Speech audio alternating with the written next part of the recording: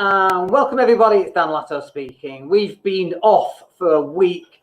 We've not gone anywhere, we just needed a week off. We needed to recharge our batteries and just take a little bit of time out. Obviously, all our videos are still going out and all our podcasts were going out. We just needed that little bit of time off just to replenish ourselves. We've had 10 weeks in lockdown so far. We're on week 11, I think it is, and it's just weird. 70 days in lockdown, that's a long time. We're like 70 days, 74, I think. We have been out a little bit, and you can go out a little bit more, and some of the coffee shops are open, but we're not really going anywhere.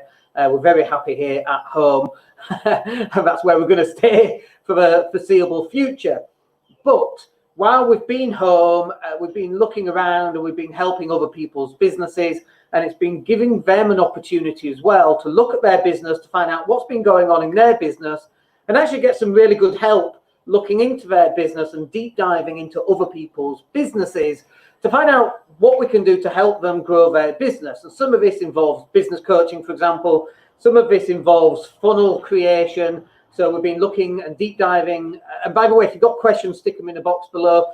But we've been deep diving into people's businesses to look at their sales funnels. And it's really obvious, by the way, with just a 5-minute look into someone's business, about where their business is going wrong and why they're not able to close any business effectively, or why their businesses are not generating new leads. And this is just on the funnel. And that's only one aspect of growing a business, is how do you attract new clients and leads and how do you close them? But another aspect of a business is when you've got that lead, how are you delivering the product?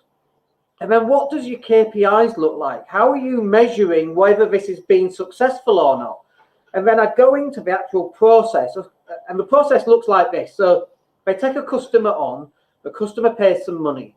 They then deliver some product or a service of some kind. That's general business, right? Everyone's business is like that. But the problem is, what happens after that?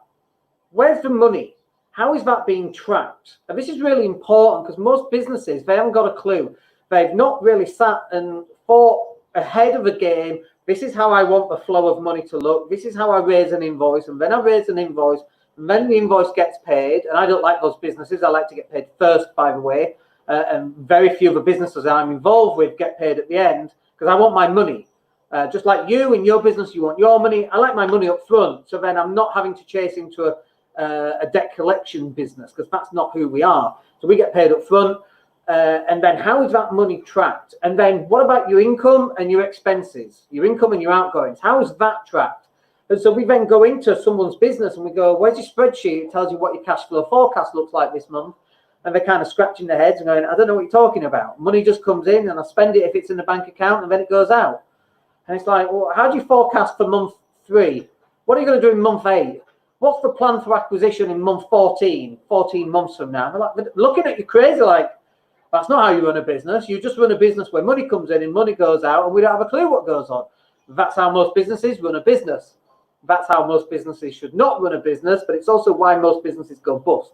They've got no controls over their income and their outgoings. They literally have no idea. And if they have money in the account, it means they can afford it. Even though it might not be their money, it means they can afford it, and so they spend it. And the other side of this is that personal expenses are then not separated from business expenses. And so you see all sorts of different expenses going out of the business, like, what's this? So when you're looking at your own business, you need to print out all of your bank statements and go through line by line, making sure every expense is a business-related expense. You also need to go through where your income is coming from. Oh, well, Bob, Bob's supposed to pay, but he's not paid for 5 months, but he always pays eventually. What does that mean? How is that affecting your cash flow if Bob's supposed to pay £100 a month every month, but he doesn't pay, or he only pays when he wants to, and it's every 5 months? How's that affecting your cash flow? Now, look, it might be that actually you've accounted for Bob paying every 5 months, and that's totally fine, but it means you're giving Bob an interest-free loan for £500 because you're not getting paid the money until 5 months. You might have already delivered services, and that might be fine too. But is that built into your finances? And I would suggest that it probably isn't built into your finances. It's probably it's not built into anything. You have no idea what's going on. So you need to start taking greater control over your expenses. You need to take greater control over your income. When someone signs up with me for coaching, for example, usually to come out to a villa, this is the big one that kind of annoys me. They sign up for coaching, they go, yeah, I'm going to do it. They book their flights, they book their hotels, and I'm like, okay, you need to pay me. And they're like, no, I'll pay you 2 weeks before I come out. And I'm like, well, no, you won't.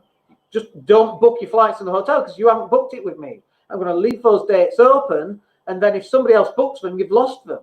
And they go, well, that's not fair. Well, hang on. Have you booked Ryanair? Yeah. Have you paid for it? Well, yeah, of course I have, because you have to pay in order to book. Hello? That's exactly how you're supposed to run the business. You're not running on someone's goodwill about whether they may or may not pay you in 3 or 4 months' time.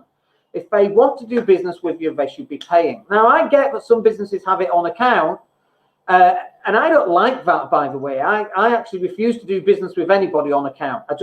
We'll pay you in 60 days. We've turned down FTSE 100 companies that want to pay for coaching because they think they're going to pay me 90 days in arrears. I'm like, how's that work? That's not going to happen. Or we'll say to them, how about, okay, we're going to charge you 20% interest. No, I'm not doing that. Well, shut up then. What are you talking about? Why should I be out of pocket by 90 days? By the way, this is universal credit. They pay you like 8 to 12 weeks in arrears, and people on benefits are going, well, why don't landlords accept universal credit? Well, why should we wait 12 weeks to get paid? That's not how this business works. It's not how any business works.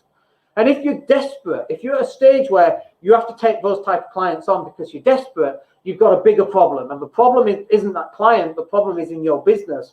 The problem is in your marketing, the way that you're actually running the business. And, people go, well, how do I know if my business is not running okay? Well, these kind of things that pop up, this is how you know.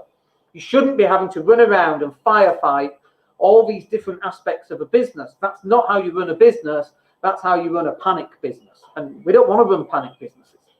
We want to be able to go, okay, our income for June is going to be X. And in July, it's going to be X plus 10%. And in August, it'll be X plus 20%. And so we always know what's coming. And that's how we should be running our business. We should have cash flow forecasts. And people go, well, how am I supposed to know what business I'm going to close? So, and that's a good point, but use it based on previous history. Now, if you're a brand new business, you can't do that. You've got to guess. But as you get better, as the months proceed, then you can start to build these numbers into your business. And you might go, okay, in 4 months from now, I need to be doing 5 grand. And let's say in 5 months, I need to do 5 grand. In 6 months, I need to do 6 grand. And in 7 months, I need to do 7 grand. That's great. Now you've got some goals. Everybody runs the opposite way as soon as you start mentioning goals, because now they're under pressure. Oh, I don't want to do goals. No.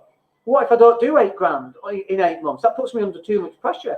You're right. You should be under pressure. This is a business, not a hobby. You're not doing this for the fun of it. You're doing this to provide for your family, to provide for you, to turn that money from the business that you're doing into assets so that eventually you can retire young, retire financially free. That's the whole point of doing this. Yeah, but I just love it's my hobby. Great. Well, it's a hobby then. Treat it like a hobby. Don't get paid for it. But don't treat a business like a hobby that you get paid for, because that's not the way that it's done. I loved basketball. And I remember I was training 5 nights a week, and it turned into a business. I started to lose some of the joy out of it, and I cranked it back down. It's probably one of the reasons I never went pro. That, in fact, I'm shorter than I should be. So, but it turned into like a job or work. I no longer enjoyed it. So I cut it back down. But then if I cut it back down, I can't then expect to become a professional at it. If you're going to run a business, you've got to run it like you're running a business, not like you're running a hobby. And people go, oh, but I love property. And that's fine. But you've got to love property, and you've got to treat it like a business if that's how you're going to start making money. But you do this from having tighter controls of both the income and the outgoings. We've got no questions come in, so we're going to close it there. First one back after a week.